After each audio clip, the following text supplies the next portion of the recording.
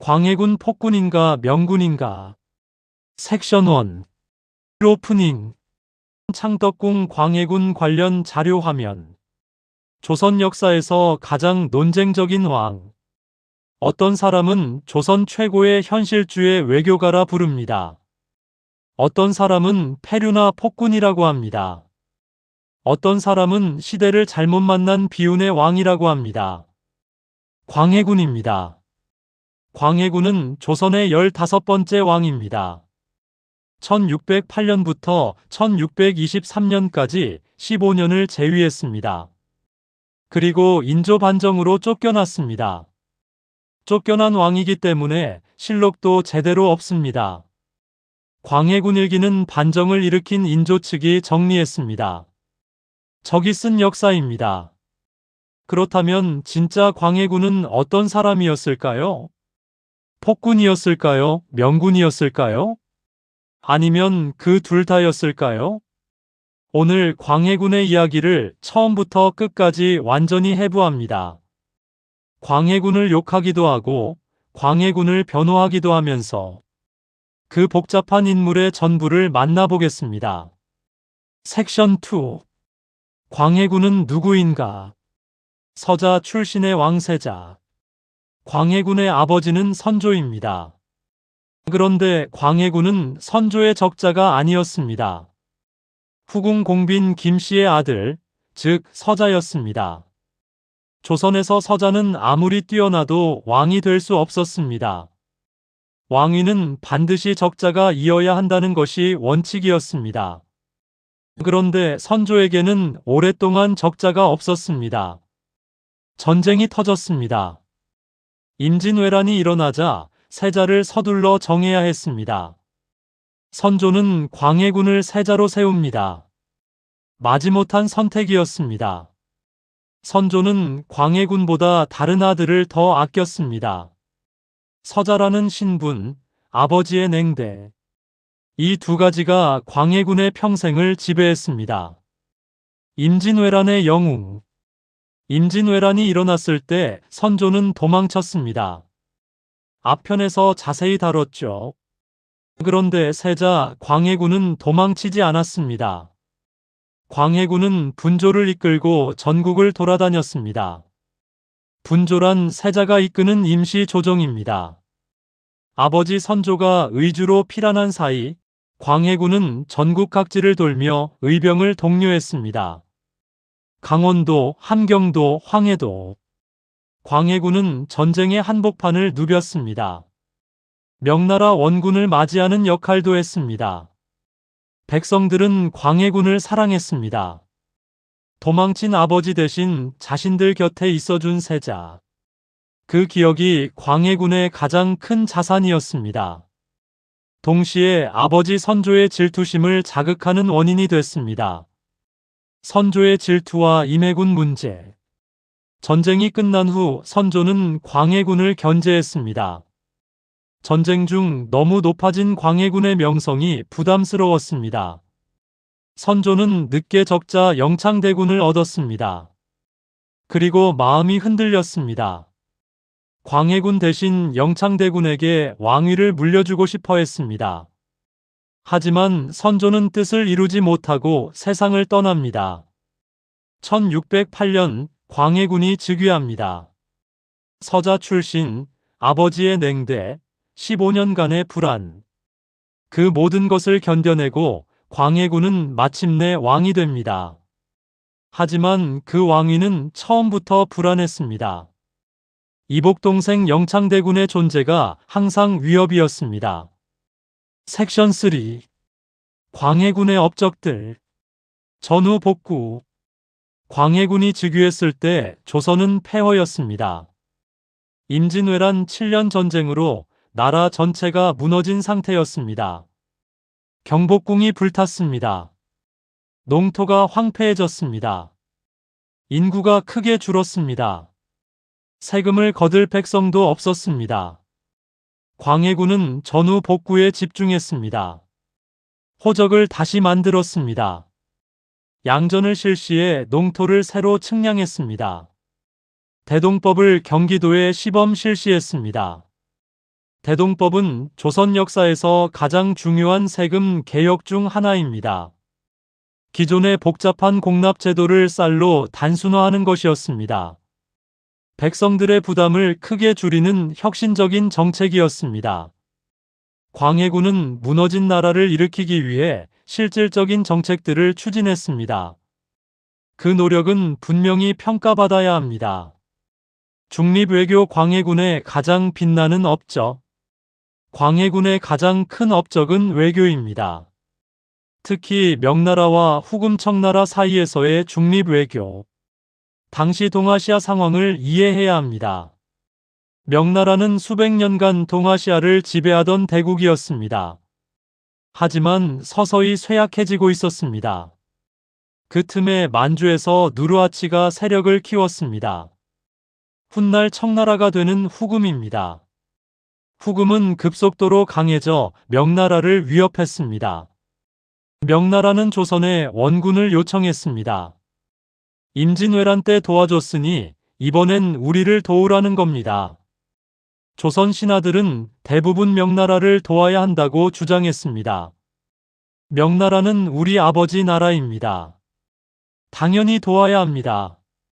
하지만 광해군의 생각은 달랐습니다. 명나라는 지고 있다. 지는 편을 들면 우리도 망한다. 후금도 함부로 적으로 만들면 안 된다. 광해군은 강옥립 장군에게 명을 내렸습니다. 원군을 보내되 싸움에서 지면 항복하라. 이 명령이 얼마나 혁명적인 것이었는지 이해해야 합니다. 명나라를 위해 싸우는 척하면서 실제로는 후금에 항복하라는 겁니다. 어느 쪽도 완전히 적으로 만들지 않는 전략이었습니다. 이것이 광해군의 실리 외교였습니다. 500년 뒤 우리가 배우는 현실주의 외교의 원형이었습니다. 허준과 동의보감. 광해군 시대에 완성된 것이 있습니다. 허준의 동의보감입니다. 동의보감은 조선의 의학 지식을 집대성한 백과사전입니다. 지금도 유네스코 세계기록유산에 등재되어 있습니다. 허준은 선조 때부터 동의보감을 편찬하기 시작했지만 완성된 것은 광해군 2년인 1613년이었습니다. 광해군은 동의보감의 완성과 보급을 적극 지원했습니다. 전쟁 후 의료 체계가 무너진 상황에서 백성들이 스스로 병을 다스릴 수 있도록 한 정책이었습니다. 창덕궁 중건. 임진왜란으로 불탄 궁궐을 다시 짓는 것도 광해군의 과제였습니다. 경복궁, 창덕궁, 창경궁이 모두 불탔습니다. 광해군은 창덕궁을 중건했습니다. 지금 우리가 볼 수 있는 창덕궁의 모습은 광해군 때 다시 지어진 것이 기반입니다. 창덕궁은 지금 유네스코 세계문화유산입니다. 광해군이 남긴 유산 중 하나입니다. 섹션 4. 광해군의 실정들. 영창대군 사사. 광해군의 가장 큰 잘못 중 하나는 이복동생 영창대군을 죽인 것입니다. 영창대군은 선조의 적자였습니다. 광해군이 가장 두려워하는 존재였습니다. 언제든지 반란 세력의 구심점이 될 수 있었습니다. 1614년 광해군은 영창대군을 강화도에 유배 보냅니다. 그리고 강화도에서 영창대군은 죽습니다. 방에 불을 때워 쪄 죽였다는 이야기가 전해집니다. 당시 나이 겨우 8살이었습니다. 8살 아이를 죽인 것. 이것은 변명의 여지가 없는 잔인한 행위입니다. 광해군을 아무리 변호해도 이 사실은 남습니다. 인목대비 패비. 영창대군의 어머니 인목대비. 광해군은 이 계모를 서궁에 유폐시킵니다. 인목대비를 패비하고 서인으로 강등하려는 시도까지 있었습니다. 신하들이 강하게 반대해서 패비까지는 이루어지지 않았지만 인목대비는 서궁에 갇혀 오랫동안 감금 생활을 해야 했습니다. 어머니를 감금한다는 것. 유교 사회에서 이보다 더 큰 폐류는 없었습니다. 이 행동이 훗날 인조 반정의 가장 강력한 명분이 됩니다. 페륜나를 몰아내자는 명분이었습니다. 궁궐 공사와 민심 이반. 광해군은 즉위 후 대규모 궁궐 공사를 진행했습니다. 창덕궁, 창경궁, 인경궁, 자수궁. 동시에 여러 곳에서 공사가 진행됐습니다. 문제는 재정이었습니다. 전쟁 후 국가 재정이 바닥난 상태에서 대규모 공사를 벌인 것은 백성들에게 큰 부담이 됐습니다. 공사에 동원된 백성들이 줄을 이었습니다. 세금이 늘어났습니다. 민심이 빠르게 돌아섰습니다. 전쟁 영웅으로 사랑받던 광해군이 백성들의 원망을 사기 시작했습니다. 이첨과의 관계. 광해군 시대의 권력은 대북파가 장악했습니다. 그 대북파의 핵심이 이첨이었습니다. 이첨은 광해군의 가장 충실한 지지자였지만 동시에 광해군을 가장 잘못된 방향으로 이끈 사람이기도 했습니다. 영창대군 사사도, 인목대비 폐비 시도도, 반대파에 대한 과도한 탄압도 이첨의 입김이 크게 작용했습니다. 광해군은 이첨을 제어하지 못했습니다. 아니, 어쩌면 제어하고 싶지 않았을 수도 있습니다. 이첨이 하는 일들이 자신의 왕권 강화에 도움이 됐으니까요. 지도자는 측근의 과잉 충성도 책임져야 합니다.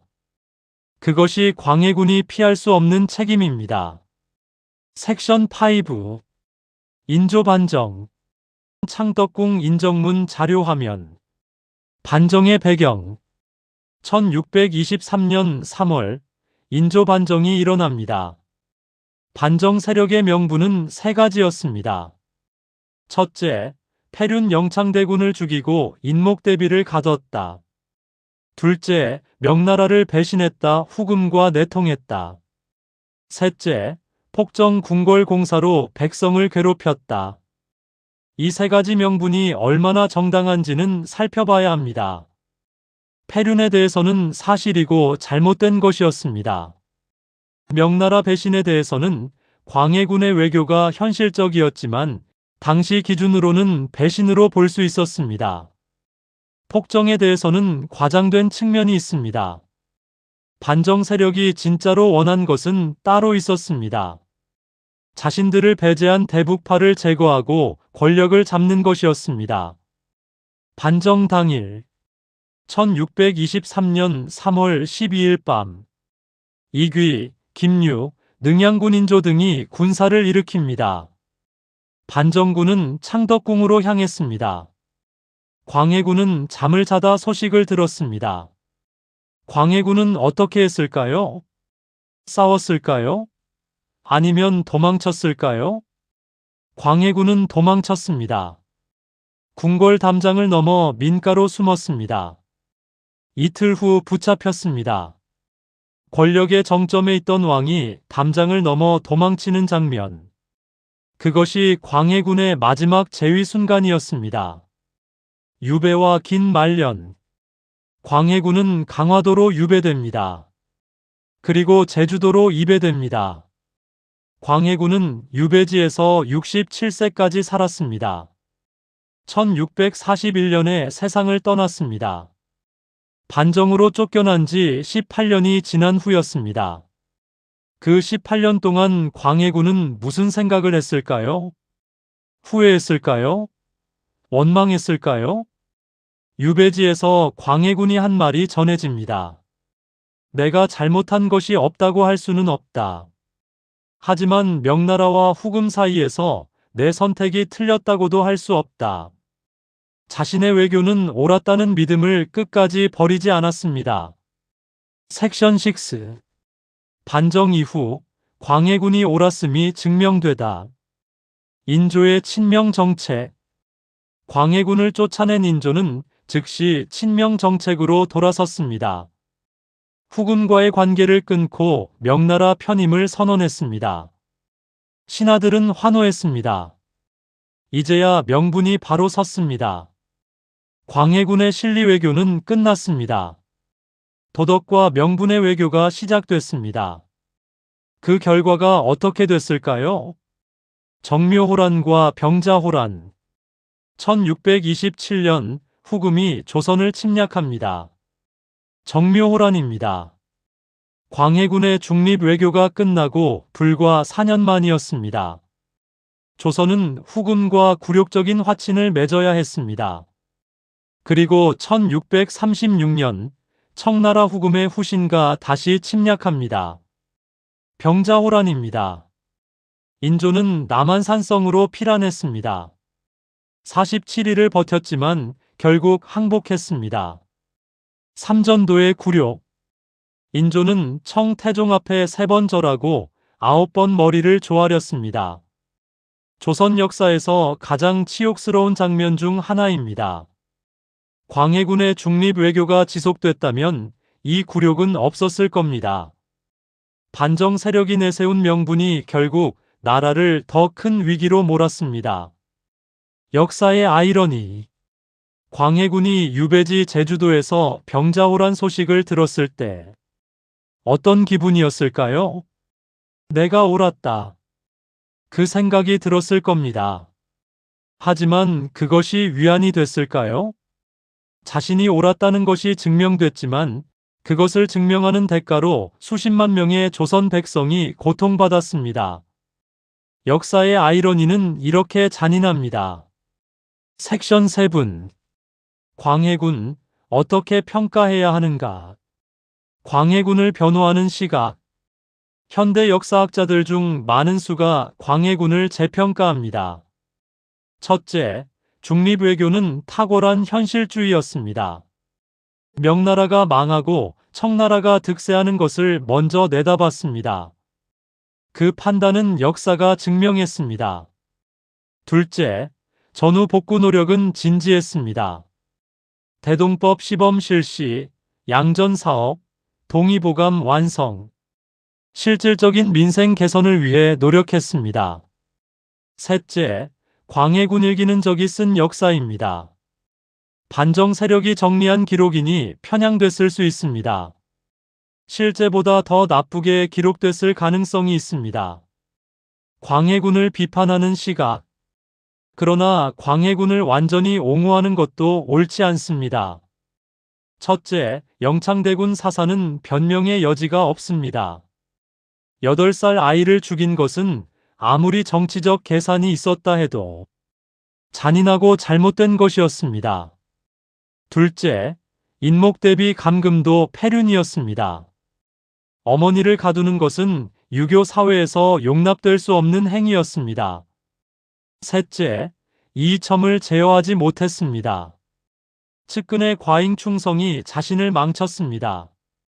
그 책임은 광해군 자신의 것입니다. 결론, 광해군은 폭군인가 명군인가? 광해군은 폭군이기도 했고 명군이기도 했습니다. 외교에서는 시대를 앞서간 현실주의자였습니다. 민생에서는 진지하게 노력한 왕이었습니다. 하지만 권력 유지를 위해 잔인한 선택도 했습니다. 측근에게 휘둘려 잘못된 방향으로 가기도 했습니다. 그는 위대하기도 했고 잔인하기도 했습니다. 그것이 광해군이라는 복잡한 인간의 전모입니다. 한 가지 확실한 것은 광해군이 폭군이라는 한마디로 정리될 수 없는 사람이라는 겁니다. 그리고 그를 쫓아낸 반정 세력이 더 나은 조선을 만들었다고도 할 수 없다는 것입니다. 역사는 이렇게 단순하지 않습니다. 섹션 8. 클로징. 오늘 우리는 광해군의 삶을 처음부터 끝까지 걸었습니다. 서자 출신으로 태어나 왕이 되기까지의 험난한 길, 임진왜란에서 보여준 용기, 탁월한 현실주의 외교, 그리고 영창대군 사사와 인목대비 감금이라는 잘못된 선택, 인조 반정으로 쫓겨나 18년을 유배지에서 보낸 말년. 광해군은 폭군이었을까요? 명군이었을까요? 이 질문에 한마디로 답하는 것은 역사에 대한 모욕입니다. 복잡한 인간을 단순하게 규정하는 것이 역사의 왜곡입니다. 광해군은 뛰어난 외교가였고 동시에 냉혹한 권력자였습니다. 전쟁 영웅이었고 동시에 측근에게 휘둘린 왕이었습니다. 그 모든 것이 광해군이라는 한 사람 안에 있었습니다. 역사 속 인물들은 항상 그렇습니다. 선악으로 나눌 수 없는 복잡한 인간들. 그 복잡함을 인정하는 것이 역사를 제대로 보는 방법입니다. 구독 알림 CTA. 영상이 도움이 되셨다면 구독과 좋아요 부탁드립니다. 다음 편에서는 연산군, 조선 최악의 폭군으로 불리지만 그 배경에는 무엇이 있었는지 파헤쳐 보겠습니다. 다음 영상에서 뵙겠습니다.